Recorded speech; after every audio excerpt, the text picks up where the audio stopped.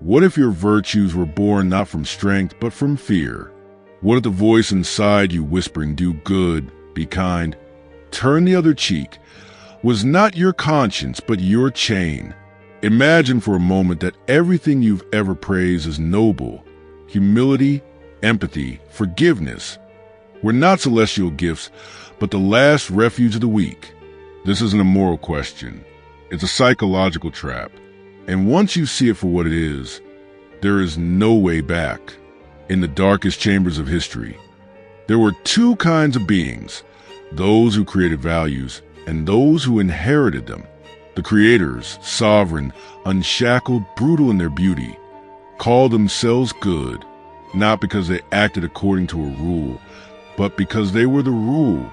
Then came the others, resentful, wounded, many they could not dominate. So they redefined domination as evil. Power became sin, pride became shame, vengeance became morality. And the world was inverted not by conquest, but by narrative. Do you know which side of that story you're living? This is not about ethics.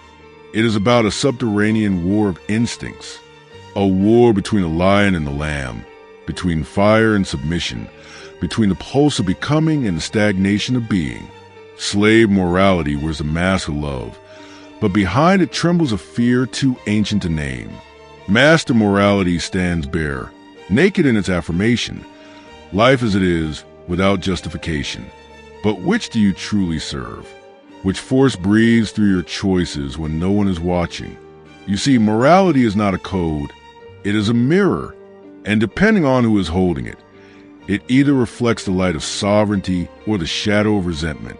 But mirrors can lie, they can fracture. And what happens when a reflection begins to look back at you with eyes not of compassion, but of accusation? What happens when the values you thought were yours begin to feel like someone else's hand wrapped around your throat? So the question isn't what is right. The question is, who dares to decide? Who whispers inside your mind when you bow, when you apologize, when you obey? Are you the master of your will, or the beautifully decorated cage you've been told is freedom? The answer won't be given here. It will bleed slowly, silently, like a wound you didn't know you carried. But once it opens, once you taste its salt, you will never be satisfied with virtue again. You feel it, don't you? That quiet discomfort when someone praises your humility. That strange emptiness after doing what's right, as if part of you had vanished in the gesture. It's subtle, almost imperceptible, like a thread pulled gently from within. And yet, if you follow that thread long enough, it will not lead you to peace. It will lead you to a question. Who taught you to kneel? At what moment did you begin to believe that your suffering was holy, that your weakness was noble, that your silence was strength?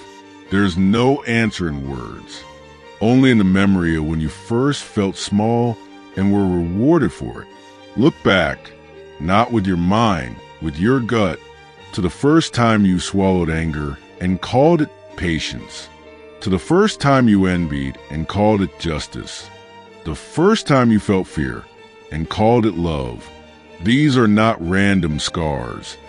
They are monuments of morality not chosen, but inherited. Slave morality does not begin with an act. It begins with a wound. A wound so old it feels like part of your skin.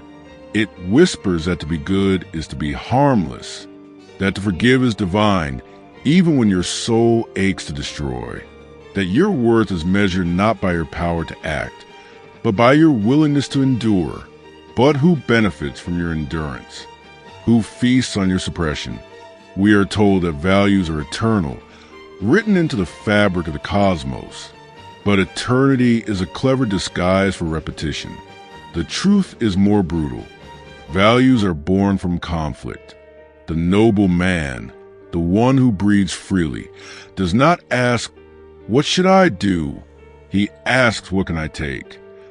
His morality is not carved into stone tablets. It pulses in his blood.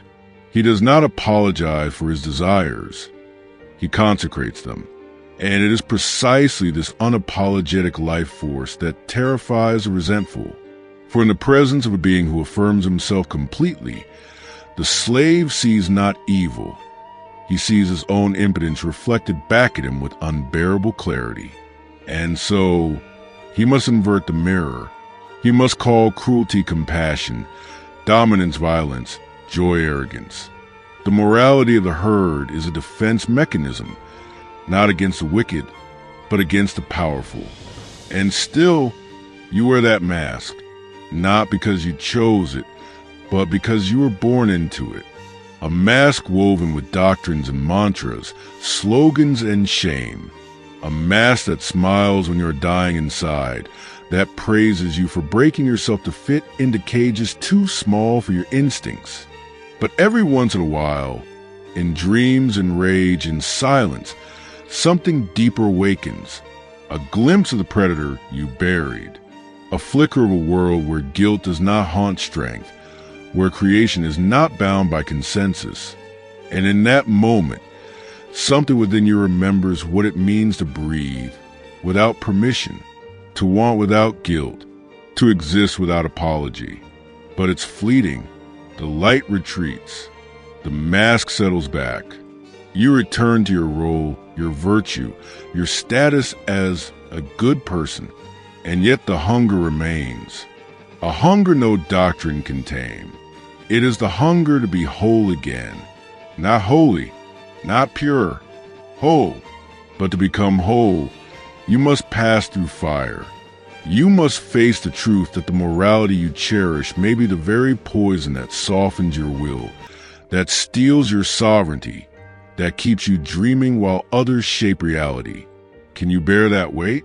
Can you confront the suspicion that your greatest pride might be your deepest submission? This is not rebellion. It is revelation. And revelation is never painless. So you must ask not what is right, but what is real. Not who agrees, but who dares. Because in a world built upon the morality of slaves, the greatest crime is not cruelty, it is clarity. The clarity to see that your chains were forged in praise, not punishment. That your obedience was shaped by love, not by fear. And that the quiet life you were told to cherish is not peace. It is a slow, polite death of the line within. This moment, this friction, this unbearable question pressing against your chest. It is not the end. It is the beginning of a revolt that happens in silence, in solitude, in the sacred place where your soul reclaims its own name. And now, in the hush that follows a storm, something lingers, not a conclusion, but a presence. The air is thicker, your thoughts slower, as if a veil had been lifted from familiar.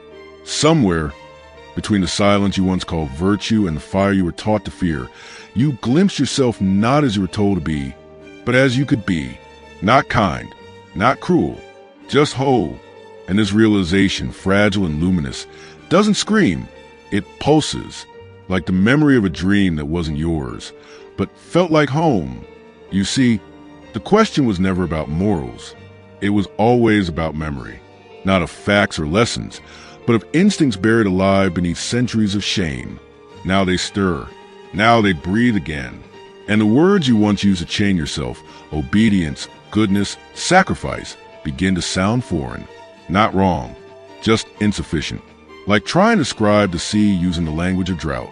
Perhaps that is a true rupture, not a rejection, but an awakening. The moment when you no longer ask, is this right? But is this mine? When virtue becomes a whisper and authenticity becomes a roar. You were not born to be harmless. You were born to burn, to shape, to name. And the world does not need more obedience. It needs beings who remember the taste of their own fire. So if something trembled in you today, if a silence cracked, if a question refused to die, hold it close. Let it ache. Let it guide. Because maybe, just maybe, that ache is not weakness, but the return of your forgotten strength, the part of you that never asked permission to exist. And if that part stirred, even for a second, don't let it go. Feed it. Share this video with those who still wear chains made of praise. Leave a comment as if carving your own name into stone. Subscribe not as a gesture, but as a declaration. I will no longer pretend to be less than I am.